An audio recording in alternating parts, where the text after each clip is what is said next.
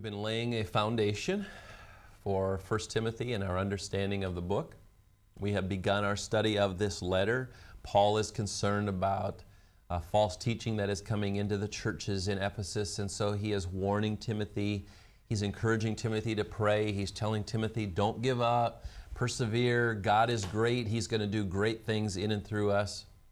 And he's continuing to work through the implications of what that looked like in the church. So in this section, we're ready to look at 1 Timothy chapter 2, verses 9 through 15. But before we do that, let me again give you a situation to help us begin to think about this section. I love my wife, Trudy, and the fact that she's been able to be here these last couple of days for the recording is a special pleasure to me. I think that my wife is beautiful. She is attractive. She works hard, and she is a lovely woman. I go back to growing up and watching her grow. Now, Trudy and I are a number of years apart. I am older than she is. So she was just a little girl when I was a boy in middle school, and then when I graduated from high school, she was just still in middle school. But when I really began to notice her, because our two families knew each other, had a relationship with each other, but when I began to notice Trudy was when I came back from seminary. I had come home on winter break, and I went to a basketball tournament, and she happened to be there. She was the cheerleader for her high school team, and something about her caught my attention. It says, oh, that's an attractive young lady, and I know who that is. I know her family, and well, I just noticed her, and a couple of days later, we went snow skiing in some hills not too far from where we live, and she was there again, and so I noticed her, and I said, she's an attractive young lady. Oh, but we're several years apart. You know, she wouldn't be interested in me. And some time went by, and she graduated from high school, and I decided one time that I would ask her out on a date. So I called her, and I was very nervous. Trudy, do you think you and I could go out maybe and have some pizza or go to a movie? And she said, I'm sorry, but I can't. I'm actually dating someone else. And I was so embarrassed. I was like, oh, I'm sorry. I didn't know. And it took me so much courage to work up the energy to talk to her the first time anyway. But time went by, and a year later, I found out that she was no longer dating anyone. So I called her and I said, would you like to go out on a date with me? And she said, yes, I would. So I was very excited and thought she's a very attractive young lady. And we went out on this date, and we got something to eat, and we went to a movie, and we talked, and the more we talked, I noticed something about her. All she ever did was talk about herself.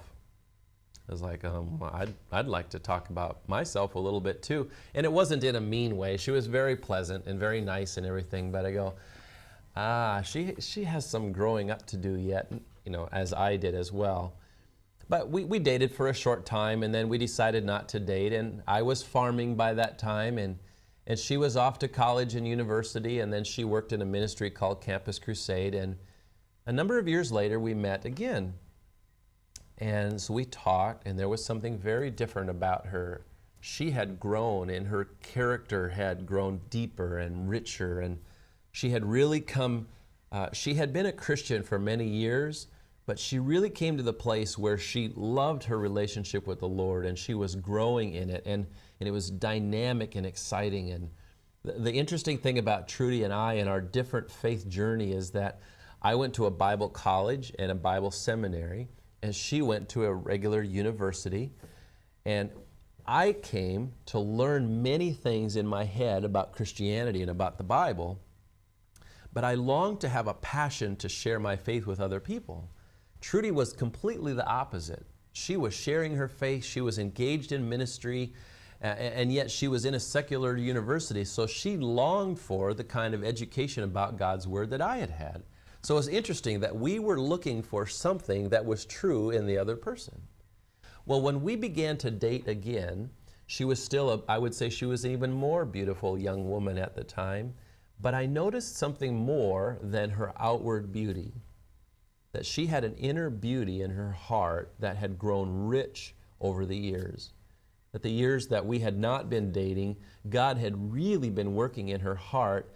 And I noticed something in myself, that while I was attracted to what I saw with my eyes, there was something in my heart that was attracted to her heart because there was a depth and there was a character. And that's so important because what's happening in our culture, I see it in America, I see it when I come to your country here, we are fixated, we are enamored with external beauty, the shape of our bodies, the style of our hair, the type of our clothes. Everything is about looking good. The magazines and the movies are all about external beauty. But God would say, you know, it's wonderful that I have given you beauty, but He says what I'm concerned about is the beauty of the heart. And so when Paul writes this section to Timothy, he shifts from men, which is where we left off last time. He says, men, I want you to pray. I want you to take the initiative. I want you to be responsible in your homes and in your churches to pray, to lift up holy hands before God. But what about the women? What is the role of women in the church? What is their participation in the worship service? Now you say, oh, Pastor Bruce, this is a matter of great debate and discussion in our church or in our denomination. Are you going to try to answer all of those questions? No, I'm not. But you see, what we've been trying to tell you is we built a deep foundation underneath this letter. We understand the situation that was going on in Ephesus and in their churches and the false teaching that was coming in and the dangers associated with that. So when we come to this section and Paul is talking about what proper conduct of worship in a church is like, he said, men, this is what I expect of you. Women, now let me talk to you about what adoration and appropriate worship is like for women in the church.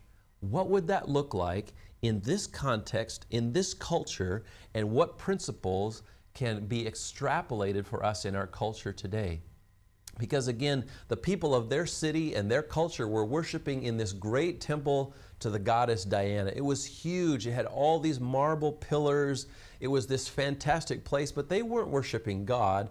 They were worshiping this goddess of beauty and fertility and all of the lusts and passions that went along with it. So out of this corrupted culture, God was identifying people that He called and made part of His family who became Christians. But when we become Christians, we say, well, how is how I'm supposed to live now different than what my culture around me is saying? We talk about belief driving behavior. So the fact that I am a man or the fact that I am a woman and now I have come to Christ, does that have any impact on how I dress, on how I worship, on how I live, on how I am impacted in my family? Yes, it does. And that's what Paul is going to share with women in chapter 2 of 1 Timothy, verses 9 through 15. So let me read those verses with you. 1 Timothy chapter 2, verses 9 through 15. Here's what he writes. Likewise also, the women should adorn themselves in respectable apparel, with modesty and self-control, not with braided hair and gold or pearls or costly attire, but with what is proper for women who profess godliness, with good works. Let a woman learn quietly with all submissiveness. I do not permit a woman to teach or to exercise authority over a man. Rather, she is to remain quiet. For Adam was formed first, then Eve. And Adam was not deceived, but the woman was deceived and became a transgressor. Yet she will be saved through childbearing if they continue in faith and love and holiness with self-control. So Paul is writing this in a culture which is saying, hey, let's emphasize how physically beautiful we are. The Olympic Games and the men that would run in those games and their physical prowess and their physical beauty and the women with all their adornments. What does it mean to be a Christian woman in worship in the first century with principles that cross over into our lives today? That's what we're going to find out in this section. Even a small contribution can make a big difference. Jesus fed over 5,000 people because of a little boy's 5 loaves.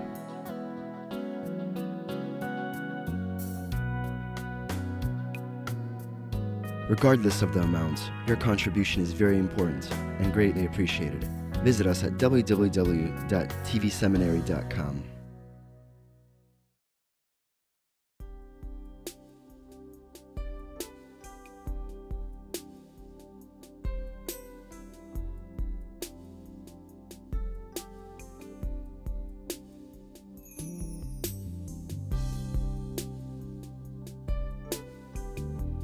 Now he who supplies seed to the sower and bread for food will also supply and increase your store of seed, and will enlarge the harvest of your righteousness.